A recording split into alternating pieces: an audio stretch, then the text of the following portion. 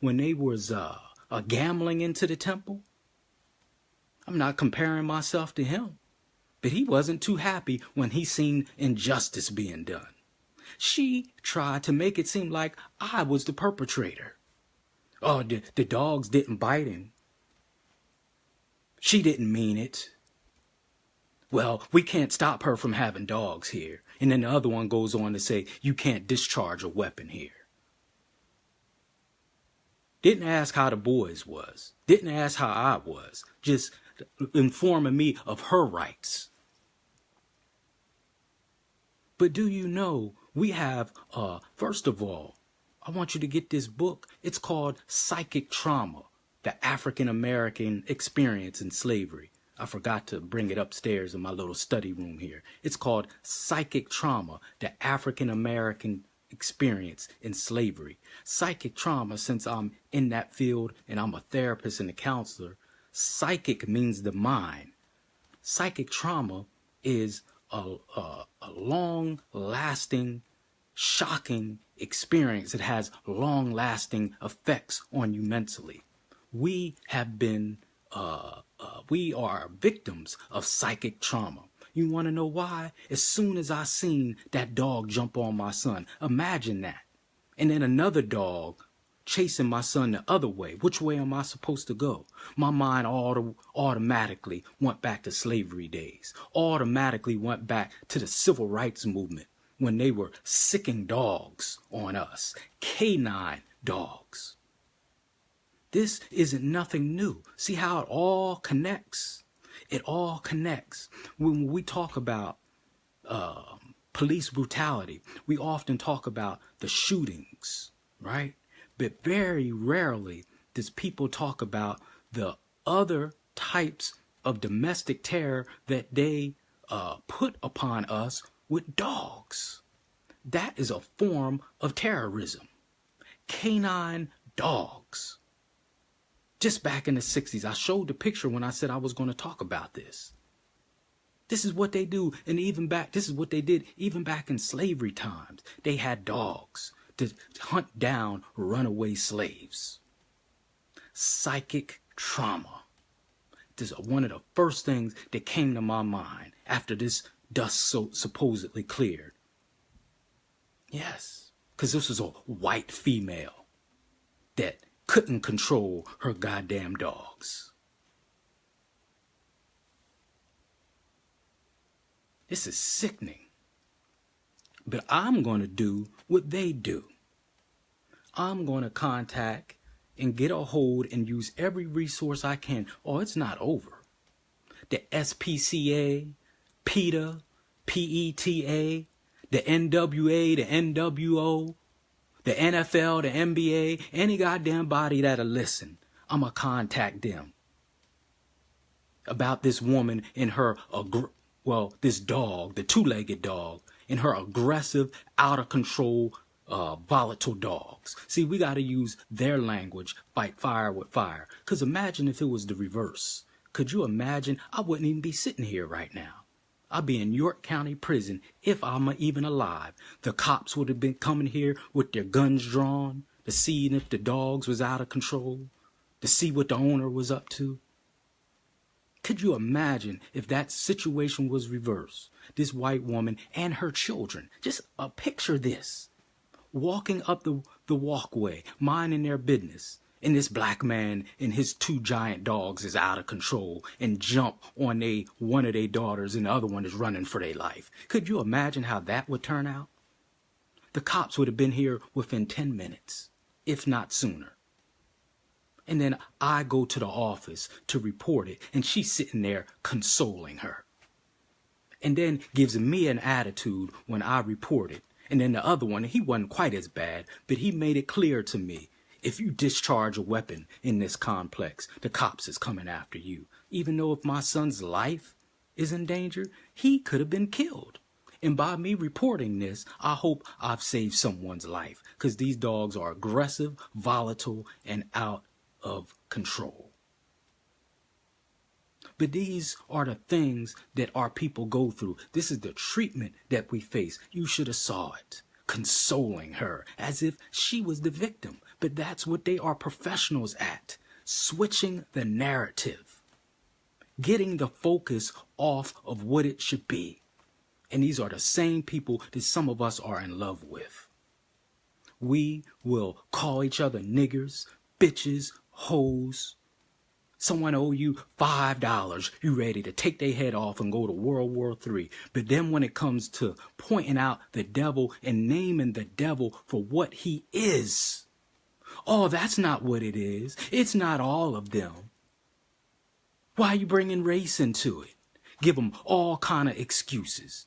But when it comes to our own people, someone owe you $5, $10. Step on your little Jordans. You ready to go to World War III and call them every name in the book. But when it comes to naming and calling out Satan for what he is and what he has been doing, we all of a sudden got all these excuses. Very, very interesting. Very, very interesting. The psychology of our people. That wasn't godly. So if it's not godly, then what is the behavior in between God and the devil? I sure would like to know. What would you call kidnapping a people out of their homeland, bringing them to a land that's not theirs, stripping them of their religion, their culture, their name, even the bare clothes on their back, rape the women, the children, and the men, make you work for free for 400 or 500 years, and then make you go off and make a way for yourself, and then still hit you up with Jim Crow, lynchings for 100 years. What would you call that behavior? Is it godly? So if it ain't godly, then what is it then? Give you all kind of diseases, Jim Crow, segregation, and now they're just doing it in a more systematic, slick way. Is that God-like? What is this behavior that I'm explaining? If it isn't the devil, then what is it? Why are we afraid to call out the devil, black or white? But they have the power and the leverage to think out the sickness in their mind. We don't. We can only think and talk about it. The difference between real race. Uh-oh, they're messing with the signal again. Sorry. This has been a struggle with me the last couple weeks, so I better get ready to end this because now the signal is starting to mess up. Brother Angelo said to affect them, you have to speak their language, you have to affect their finances or life, and they will start to listen. Most definitely, brother, but we got to get our people to wake up, and we got to get on one page and at least agree on something. Even if it's something small, we have to agree on something. But definitely money talks and BS walks. Got to hit them in the pocket. But I spoke their language today. Like I said, I will be making some contacts. This will not be just some adult temper tantrum. Oh, you shouldn't have did that. Oh, no. Brother Shareef has already made steps. She will think twice before she lets them dogs out. Again. Someone could have been killed. You should see the size of these dogs. They look like miniature horses. And my boys are small. I'm a small guy. So you can imagine how small my boys are. They're just little guys, but they're really giants because they got something here and here because of what my father taught me and what now I'm passing down to them. And again, I salute my boys, Najee and Naeem, for their braveness today. For their braveness today. But we got to teach it to them. You can't get it in a college. You can't get it in a school. Just like you can't get wisdom in a college or school. It has to be taught, and they have to see it in action. But they're going to see that their dad, their father, is going to stick up for them. I actually feel bad that I couldn't protect them more while that melee was going on. But it isn't just going to be no adult-sized temper tantrum. I'm going to show that two-legged dog. You do not terrorize my boys and get away with it, but I'm going to do it their way. I'm going to use all their language.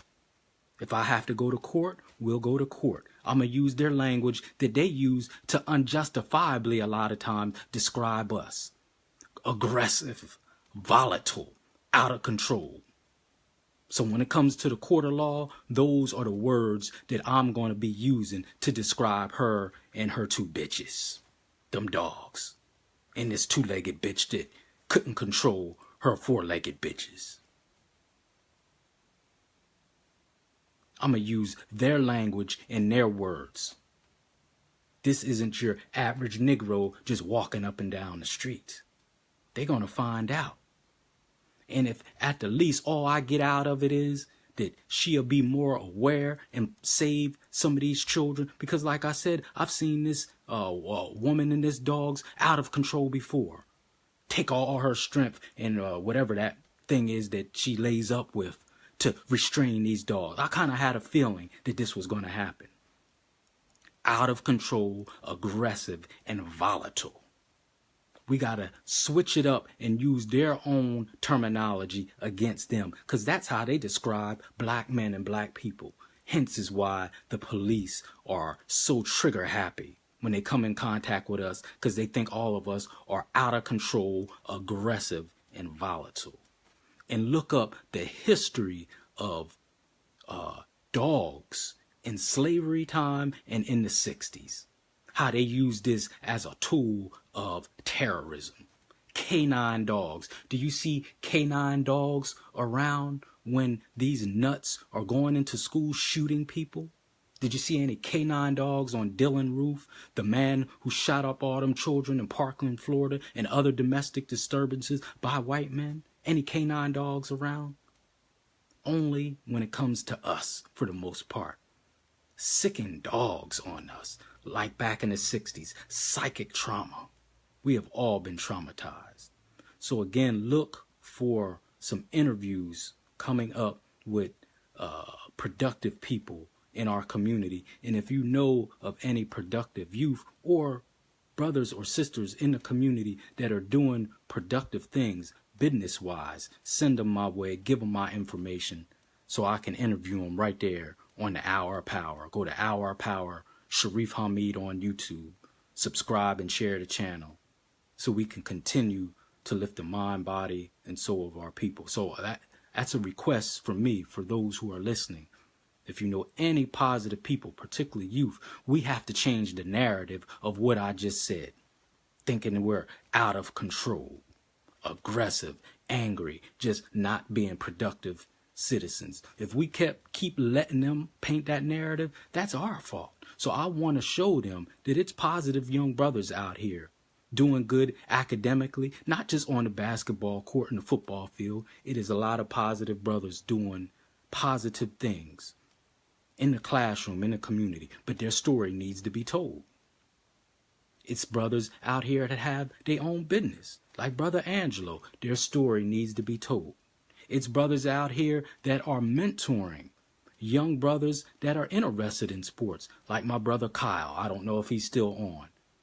That story needs to be told. We need to write our own narrative. But if all we see is us committing crimes, flunking out of school, and always behind the 8 ball, we will lose confidence in each other. And how can you serve a people that you are afraid of?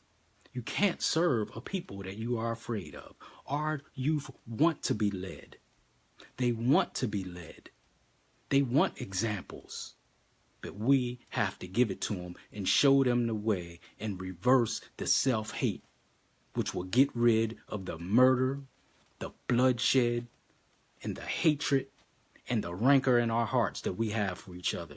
We got to change the narrative and give them a better way in life. We can do it. Your family isn't just who lives under the roof with you. That's your first responsibility. But what happened to community life? What happened to community life? And what happened to us instilling basic values in our children so they not only respect you, but they respect our elders? Half the elders don't even want to say nothing to these children anymore because some of them are so damn disrespectful. So how can it be a community when we're so disjointed? We're not unified. No one is leading the